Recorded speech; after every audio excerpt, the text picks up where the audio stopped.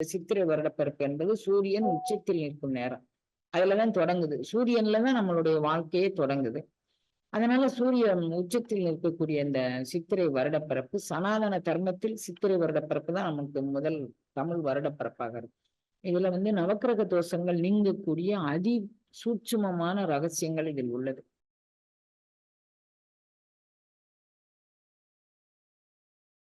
திருவாசக தீக்கை.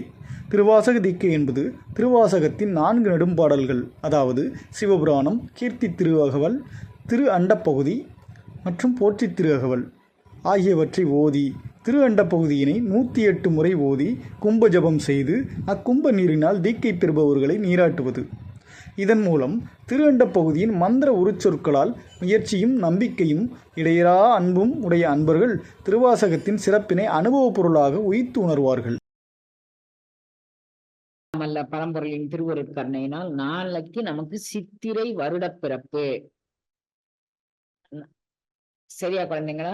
எல்லாம் வல்ல எம்பெருமான் கருணையினால் நாளைதான் நமக்கு வருடப்பிறப்பு. தைப்பொங்கல் வேற, சித்திரை வருடப்பிறப்பு வேற. சூரியன் உச்சத்தில் நிற்கும் நேரம். இந்த சித்திரை வருடப்பிறப்பு என்பது சூரியன் உச்சத்தில் நிற்கும் நேரம். அதுலதான் தொடங்குது. சூரியன்லதான் நம்மளுடைய வாழ்க்கையே தொடங்குது. அதனால சூரியன் உச்சத்தில் நிற்கக்கூடிய இந்த சித்திரை வருடப்பிறப்பு சனாதன தர்மத்தில் சித்திரை வருடப்பிறப்பு தான் நமக்கு முதல் தமிழ் வருடப்பிறப்பாக இருக்கு. இதுல நாளைக்கு நீங்க கொஞ்சம் அவல் நினைச்சு சாமி கும்பிடுங்க. அவல் அவல் கூட கொஞ்சோல எள்ளு போட்டுக்கோங்க, கொஞ்சம் வெல்லம் காய்ச்சி அந்த அவல்ல போட்டு பரட்டிக்கோங்க, கொஞ்சம் பொரிகடலை போட்டுக்கோங்க, முடிஞ்சா கொஞ்சம் காணம், கொஞ்சம் பெரும்பயிறு எல்லாம் வறுத்து அதை உடைச்சு வச்சுக்கோங்க, அதை கொஞ்சம் போட்டுக்கோங்க. அப்புறம் பொரிகடலை கொஞ்சம் போட்டுக்கோங்க, தேங்காயை கொஞ்சம் கட் பண்ணி வறுத்து அதுல போட்டுக்கோங்க. உடனே சாப்பிட்டு காலி ஆக்கிடுவோம்னா வறுக்காம கூட போடலாம் நீங்க. இவைகள் எல்லாமே நவக்கிரகங்களுடைய கோள்களை சரி செய்யும். இது செய்து வைக்கிறவங்க செய்ய முடியாதவர்களுக்கு கொஞ்சம் பிரசாதம் மாட்டு அவங்க வீடுகளுக்கு கொடுத்து அனுப்புங்க. இதுல நவக்கிரக தோஷங்கள் நீங்கக்கூடிய அதி சூட்சுமமான ரகசியங்கள் இதில் உள்ளது. அதனால நாளைக்கு நீங்க அந்த சித்திரை வருஷ பிறப்புக்கு இந்த அவல் நினைக்கிறதுங்கிறது ஒரு மகோன்னதமான ஒரு பிரசாதம். அது செஞ்சுக்கோங்க. அப்புறம் நம்மளுடைய முன்னோர்களை நினைச்சு கொஞ்சம் அதாவது ஒரு சின்ன டம்ளருக்கு ஒரு டம்ளர், நீங்க 2 பேர் தானே இப்ப எல்லாம் எல்லாரும் வீட்லயும் இருக்கிறீங்க, ஒரு 100 அரிசி எடுத்துக்கோங்க. 100 அரிசிக்கு 50 பாசிப்பயிர் போட்டுக்கோங்க.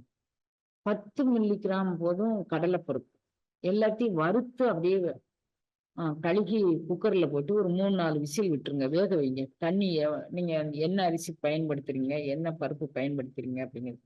பாசி பருப்பு, கடலைப்பருப்பு சும்மா ஒரு 2 டீஸ்பூன் கடலைப்பருப்பு போதும். 100 அரிசி வச்சா போதும். நீங்க ஹஸ்பண்ட் ஒய்ஃப் இருக்கிறாங்க.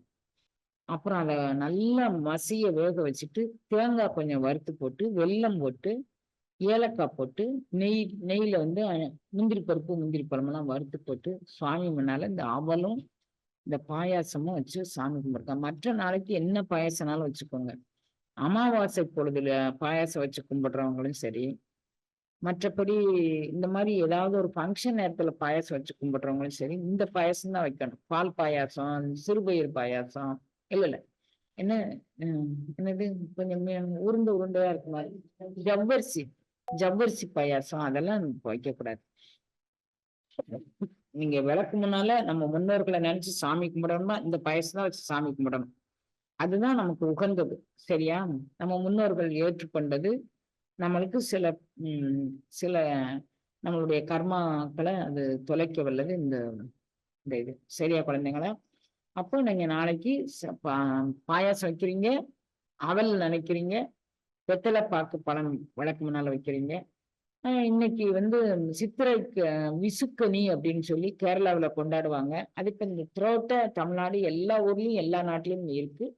நீங்க அப்படி இருக்கிறவங்க வெத்தலை பாக்கு பழம் இவைகளை கலந்து விளக்கு முன்னால வச்சு, அதுக்கு மேல வீட்டுல இருக்கக்கூடிய தங்க நகைகள் ஏதேனும் அதுக்கு மேல வச்சிருந்து காலையில எங்க வீட்டுல டெய்லியே காலையில எல்லாரும் விளக்கு முன்னாலதான் முழிக்கும் அப்படின்னு. ஏன்னா த்ரோட்ட தீபம் எரியும் நம்ம வீட்டுல, அணையாத தீபமா எரியும். ஆனாலும் எல்லாருமே காலையில விளக்க முன்னால இது பண்ணுவாங்க. அது ரிஃப்ளெக்ட் ஆகும், வீடெல்லாம் சுத்தி சுத்தியே வரும். அதனால பிரச்சனை இல்லை. நீங்க காலையில எந்திரிச்சு வீட்டு பெரியோர்கள் யாராவது விளக்கேத்தி வச்சுக்கோங்க. அப்படி இல்லன்னா இன்னைக்கு ராத்திரியே விளக்க ஏத்தி வச்சிருங்க.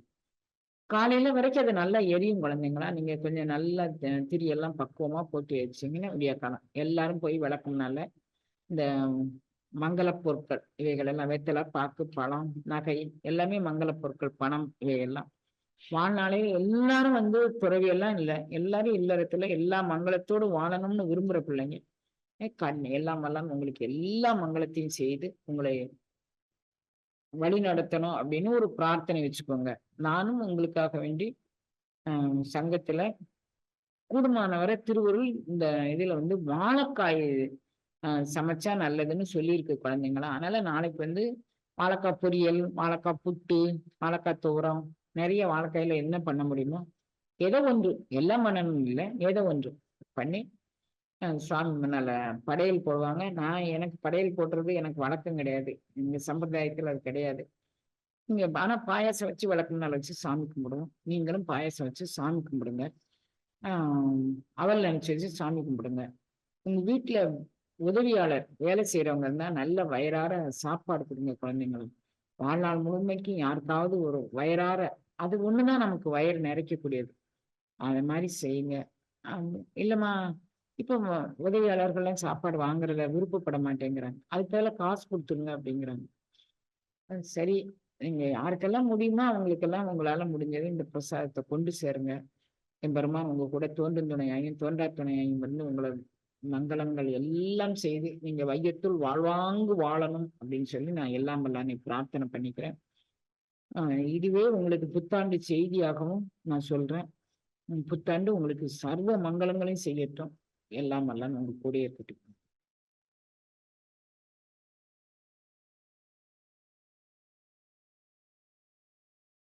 திருவாசக தீக்கை. திருவாசக தீக்கை என்பது திருவாசகத்தின் 4 நெடும்பாடல்கள், அதாவது சிவபுராணம், கீர்த்தி திருவகவல், திரு அண்டப்பகுதி மற்றும் போற்றி திருவகவல் ஆகியவற்றை ஓதி திரு அண்டப்பகுதியினை 108 முறை ஓதி கும்ப ஜபம் செய்து அக்கும்ப நீரினால் தீக்கை பெறுபவர்களை நீராட்டுவது. இதன் மூலம் திரு அண்டப்பகுதியின் மந்திர உருச்சொற்களால் முயற்சியும் நம்பிக்கையும் இடையறா அன்பும் உடைய அன்பர்கள் திருவாசகத்தின் சிறப்பினை அனுபவப் பொருளாக உய்த்து உணர்வார்கள்.